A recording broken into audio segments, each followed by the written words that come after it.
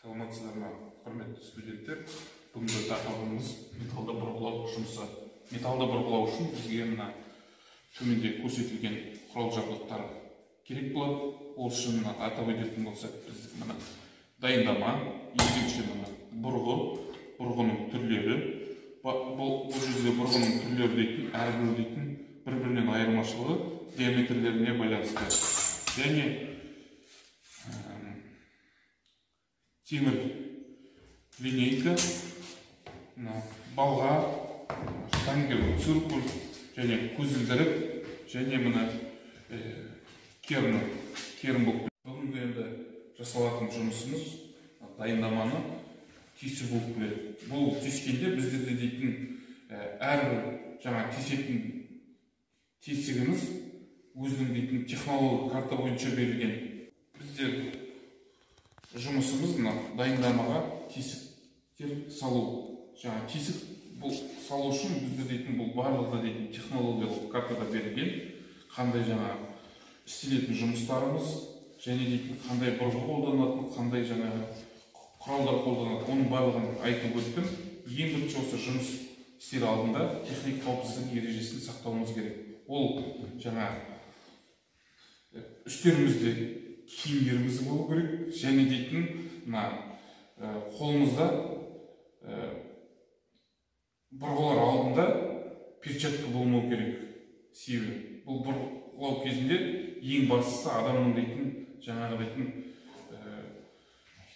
өзінің қауіпсіздігі үшін жаңағы дейтін перчатка киіну керек. Екінші жаңа көзілдірік болу керек.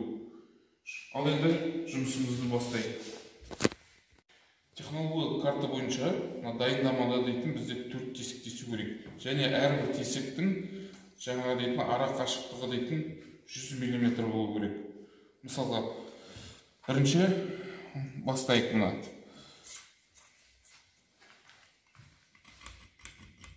Осылай белгілеп алып, келесі тесігімізді белгілейміз, және келесі тесігімізді белгілеп, өзінің дейтін осы центрлік нүктесін тауып аламыз. Және осы бұлай келіп, біздер дейтін бұл тесіктер дейтін жаңағы дәл ортасына келу үшін, біздер дейтін жаңа мына белгі металымыздың стенкісін қарап, мысалға дейтін бұл жерде стенка 50 болса, соның дәл 25-тен біз дейтін шетінен метр жасаймыз. Және мына соңғы жағынан 25 ортасынан метр жасаймыз. Және осы қолымызда линейка арқылы дәл белгіленген жерімізден сызып өтеміз. Және осы жаңа метр жасағанда бізде дейтін өзіміздің мына жерде дейтін центры бағана белгілеген точкамыздан центр пайда болды. Ол центр бізге көріну үшін біз дейтін мына балғамен жаңа теске арқылы тесуіміз керек. Метр қоюымыз керек. Онан осы тескішке орнатамыз. Және жаңа бізде дейтін 4 тесіктің орнына берілген жерін біз дейтін із салуымыз керек. Бізде өже дейтін өзімізге көрінетіндей із қалды.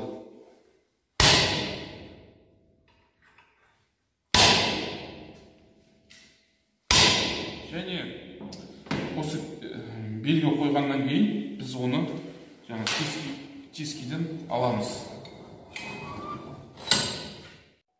Жаңа айтқандай бізге дейтін жаңа дайындамаға 4 тесік тесу үшін бізге дейтін бұрғы диаметр жетіні аламыз. Және тесу үшін оны станокке орналастырамыз. Бұлай орналастырып, дәл өзінің арнайы кілтімен қатайтамыз.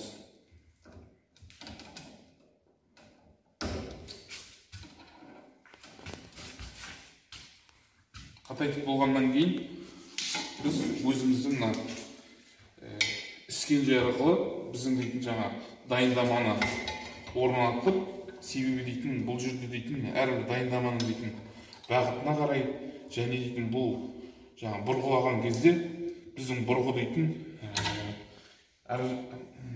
металды дейтін металлға дейтін зақым келтірмеу керек. Және өзімізге де жаңағы дейтін зақым келмеу үшін жаңағы дейтін өз бағыты бойынша орналастырамыз. Және осының жаңа бұрғылай келіп отырғанда мына қорғауыш бетін қондырып, және өзіміз дейтін жұмыс алдында жаңағы көзілдірігімізді киіп, жұмысымызды бастаймыз.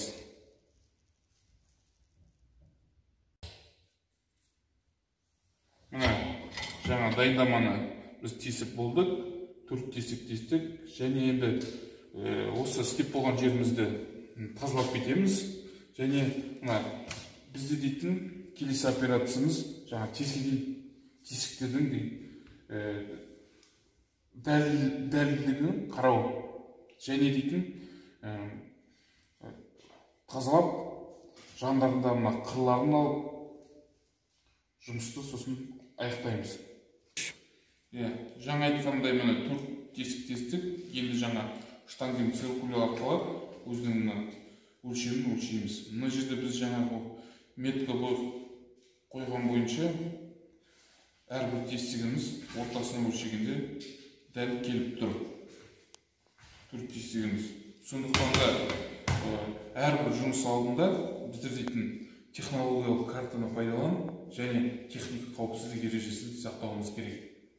Сіздерге студенттер үйге тапсырма, әрбір үйде тауып алған осындай материалға жаңа дейтін тесіктер жасау, себебі біздер дейтін мында дейтін бұрғылау ұстануын қолданып алсақ, сіздер үйде дейтін мысалға дейтін қол арқылы, қол дрелдері бар, және дейтін қол арқылы механикалық бұрғылау дрелі бар. Сол арқылы біз маған дейтін осындай бір тесіктер тесіп жіберулеріңізді сұраймын.